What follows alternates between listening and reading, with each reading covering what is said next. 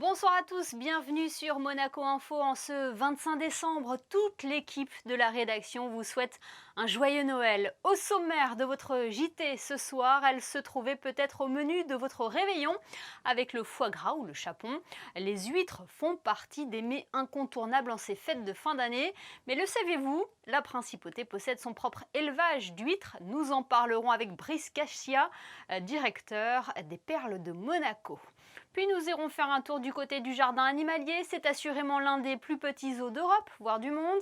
Il abrite près de 250 animaux, dont certains sont nés cette année. Son directeur, Laurent Peyronel, sera avec nous. Mais avant cela, recevons notre premier invité avec qui nous allons parler d'un mets d'actualité. Si je vous dis marraine au lairon ou bouzigues, vous pensez forcément aux huîtres. Elles sont incontournables en ces fêtes de fin d'année, mais sachez qu'elles ne sont pas seulement élevées sur les côtes atlantiques ou en Bretagne. La principauté affine également ce produit de la mer.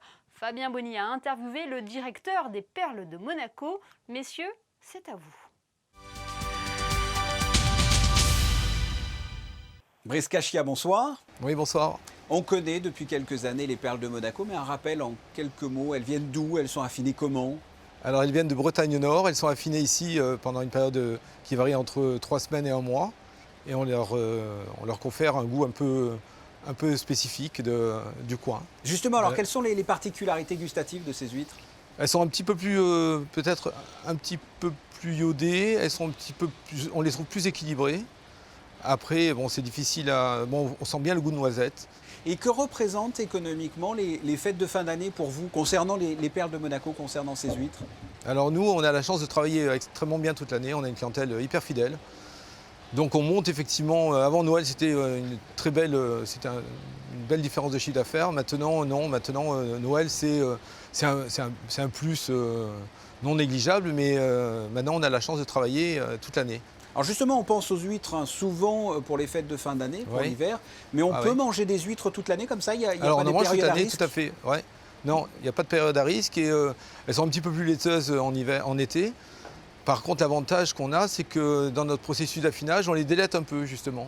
On peut se demander ce que valent les huîtres de Monaco avec la qualité des eaux méditerranéennes, puisqu'elles sont affinées ici. Il y a des vérifications sanitaires. Comment peut-on Alors, il y a des vérifications s'assurer de la sanitaires, qualité? tout à fait. Alors, déjà, la DAS nous suit étroitement en termes d'analyse.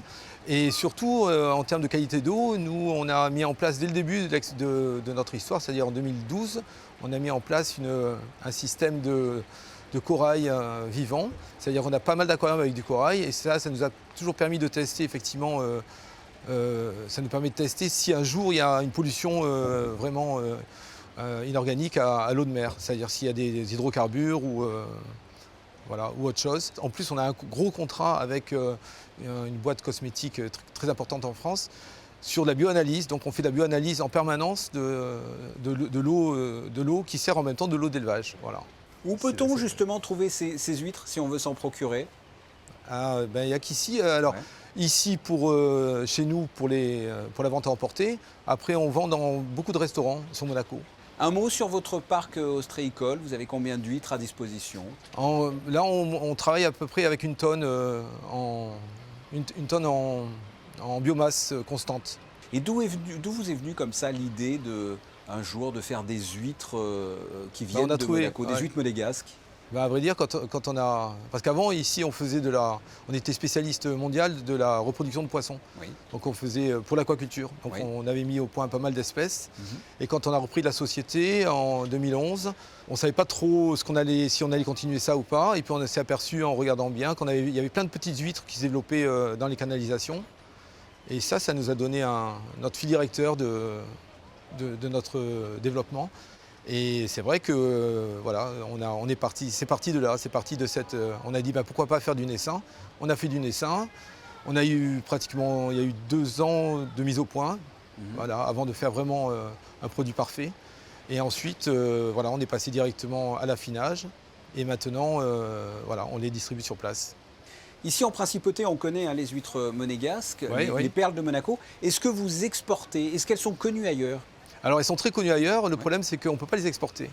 Parce qu'actuellement, Monaco n'étant pas dans la CE, on est obligé de passer une douane pour les exporter. Donc voilà, on a un accord avec l'administration monégasque, comme quoi on ne les exporte pas, on les garde pour nous. Et de toute façon, à la limite, c'est pas plus mal parce que ça nous aurait peut-être obligé à travailler différemment. Là, on travaille sur des petits volumes, on prend notre temps pour faire les produits. Et du coup, je pense que c'est pour ça qu'on a une qualité irréprochable. Et c'est un produit local comme ça. Et en plus, c'est un produit local. Exactement. Et puis, ça va bien dans le sens de ce qu'on a envie de faire, quoi. C'est-à-dire, pratiquement tous les produits ici sont bio. Voilà. On est hyper respectueux par rapport à l'environnement, la nature voilà. Et nos choix de produits. Dernière question, ces huîtres s'appellent les perles de Monaco. Est-ce que l'on pourrait imaginer un jour cultiver des huîtres qui produisent justement des perles? Ce sera envisageable ou pas du tout? Non, pas du tout, non. Ah. Enfin, pas ici. Hein, c'est une histoire. C'est pas du tout la même espèce. D'accord, ça voilà, pourrait c'est une espèce tropicale. Pas marcher. Non, non. Bah, en attendant, on peut le faire, mais voilà, dans les aquariums du musée. Voilà, dans les aquariums du musée, pas chez vous. En attendant, nous, on peut manger des perles de Monaco. Voilà. Kachia, et puis, merci. Voilà. Merci beaucoup. Hein. Rejoignons Alexandra Pani pour le reste de l'actualité en principauté. Alexandra, vous avez plusieurs idées sorties à nous proposer pour ce week-end. Bonsoir Émilie, effectivement à Monaco nous avons la chance d'avoir encore accès à la culture et le cinéma des Beaux-Arts situé au théâtre Princesse Grace vient justement de rouvrir ses portes. Plusieurs films sont à l'affiche pour les petits comme pour les plus grands et 3 séances sont proposées à 14h, 16h ou 18h. Alors on n'hésite pas à pousser les portes des salles obscures. Autre idée, musicale cette fois-ci avec ce concert caritatif. Il s'agit du Christmas Charity Concert. L'événement est gratuit et fonctionnera grâce aux dons du public. Plusieurs artistes de la région et des jeunes talents ont répondu présents. Ils vous donnent rendez-vous samedi à 16h à l'église Saint-Martin et dimanche toujours à 16h mais à l'église Saint-Nicolas cette fois. Nous avons eu l'occasion de le recevoir sur Monaco Info. Nicolas Gelmoni est fin prêt pour présenter son tout nouveau spectacle ici même en principauté, Alexandra. Effectivement, Émilie, nous le suivons régulièrement dans sa carrière d'artiste. Début janvier, sur l'esplanade du Grimaldi Forum, il proposera avec ses acolytes de la compagnie The Black Cat Cabaret un spectacle de cirque contemporain mélangeant acrobatie, danse, comédie, théâtre, chant et bien sûr musique live. Créé initialement à Londres en 2018, 5 représentations sont prévues ici à Monaco pour ce début d'année, le vendredi 8 janvier à 20h et les samedis 9 et dimanche 10 janvier à 17h30 puis 20h. La billetterie est d'ores et déjà ouverte sur le site 8stars.mc.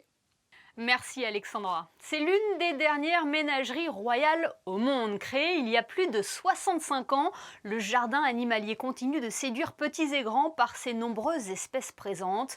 Nous avons voulu prendre de leurs nouvelles en ce jour de Noël en contactant le directeur du jardin animalier. Bonsoir Laurent Perronel. Bonsoir Émilie. Vous dirigez peut-être le plus petit zoo d'Europe, voire du monde. Combien de pensionnaires comptez-vous au jardin animalier? Alors effectivement, sur 1 hectare, on présente à peu près 250 à 300 animaux, répartis sur une 70 espèces à peu près. D'accord, alors quelles sont les espèces qui résident au pied du rocher? Est-ce que vous pouvez nous citer quelques animaux? Alors les espèces emblématiques, il y a Pollux, l'hippopotame, la mascotte du lieu. Nous avons des reptiles, des mammifères, des amphibiens, des primates, plein de petites espèces que nous récupérons très souvent chez des particuliers qui nous les abandonnent ou des saisies douanières. Et après, pour certaines, on travaille en collaboration avec d'autres parcs zoologiques pour faire des programmes de reproduction pour préserver telle ou telle espèce. Et est-ce que ces animaux ont eu le droit à un menu spécial pour les fêtes de fin d'année? Alors, pas un menu spécial, un menu journalier. En fait, on essaie de faire en sorte que ce soit tous les jours Noël pour eux. Ah, donc qu'est-ce qu'il y a au menu? Fruits, légumes frais tous les jours, des graines pour ceux qui mangent des graines, des granulés spécifiques pour chaque espèce. On fait en sorte que l'alimentation soit le mieux adaptée possible. Cette fin d'année est également l'occasion de dresser un bilan. Est-ce qu'il y a eu des nouveaux arrivants en 2020, des naissances aussi peut-être?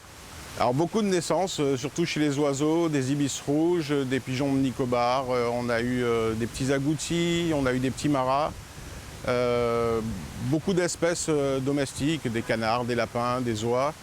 Et côté des arrivées, on a un Ouistiti pygmée qui est arrivé d'un parc de l'Aisne récemment pour former un couple avec une femelle qui doit arriver dans notre parc pour entrer dans un programme d'élevage européen. Voilà, parce qu'il y a aussi cet aspect du jardin animalier où vous vous effectuez aussi des reproductions. Absolument. Après, il y a des programmes d'élevage européens. Donc plusieurs parcs se coordonnent pour s'échanger des animaux, pour éviter la consanguinité. Et ça nous permet d'avoir une population captive saine pour éventuellement réintroduire dans les milieux naturels quand le besoin se fera sentir. Alors il faut prendre soin de ces espèces. Cette semaine d'ailleurs vous avez lancé une campagne de vaccination, non pas contre la Covid-19 mais contre la grippe aviaire. Exactement. Donc la France est passée en risque élevé pour la grippe aviaire le mois dernier. Donc on a été obligé de vacciner tous les oiseaux du parc. Ça nous a permis aussi de vérifier leur état de santé, de baguer les jeunes et d'identifier les animaux nés dans l'année. Donc ça nous a permis aussi d'avoir un suivi poussé des animaux vu qu'on les a tous attrapés pour les vacciner. Et est-ce que tout le monde se porte bien? Tout le monde va à merveille. Le confinement n'a pas eu un réel impact sur le jardin animalier, sur la fréquentation, puisque vous étiez fermé au public depuis août 2018 pour faire peau neuve. Est-ce que les visiteurs n'ont pas trop manqué aux animaux? Honnêtement, non. C'était plus difficile pour nous d'avoir les allées vides, de ne plus entendre le cri des enfants et de voir leur sourire dans le parc. Mais les animaux ont très bien vécu le fait d'être privés, d'être confinés. Et nous pouvons toujours leur rendre visite pendant les fêtes? Le jardin animalier reste ouvert? Absolument, on est juste fermé le matin du 1er janvier. Merci Laurent Peyronel d'avoir été avec nous en ce jour de Noël. Passez de très belles fêtes. Merci également et joyeux Noël à tous. Parlons de toute autre chose à présent. Il y a 4 ans, la Direction des Affaires culturelles a initié un programme de restauration et de conservation des œuvres de la cathédrale. Ce soir, coup de projecteur sur l'une d'entre elles, la Vierge au rosaire. Elle vient de retrouver sa place sur le rocher. Nous avons assisté à sa réinstallation. Un état des lieux, voire même un diagnostic. Tel un médecin, le restaurateur pose son regard partout, scrute le moindre détail. Florence Fardan et Gilles Tournillon ont entrepris un travail minutieux de cette Vierge au rosaire.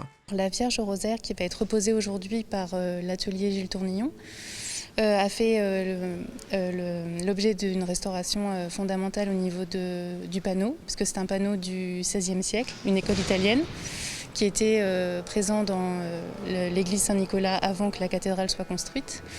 Du coup, elle aussi a subi plusieurs campagnes de restauration. Nous avons donc fait une restauration fondamentale au niveau du panneau et au niveau du cadre. Là, ce qui a été rajouté, l'opération supplémentaire, c'est que nous avons mis en place un caisson climatique, car l'œuvre, on va dire, est assez sensible au climat. Et justement, nous avons cherché à en savoir plus sur ce dispositif mis en œuvre. C'est un dispositif qui consiste à installer un verre spécifique. C'est un verre optique, un petit peu comme les verres de lunettes que nous avons, donc un verre anti-reflet, anti-UV. Donc il va protéger l'œuvre de manière physique également, puisque c'est un verre feuilleté. Donc il va protéger l'œuvre des impacts, des éventuelles malveillances qui pourraient survenir. Et il va filtrer donc les UV, ce qui va protéger la peinture de l'œuvre. Et il est anti-reflet, ce qui va permettre en fait au verre de pratiquement s'effacer et d'offrir la meilleure lecture au tableau. Lorsque l'œuvre est définitivement installée, plusieurs sentiments habitent alors les restaurateurs. Un mélange de fierté et de tristesse, car au fil des mois, un attachement fort s'est noué entre eux et cette œuvre d'art.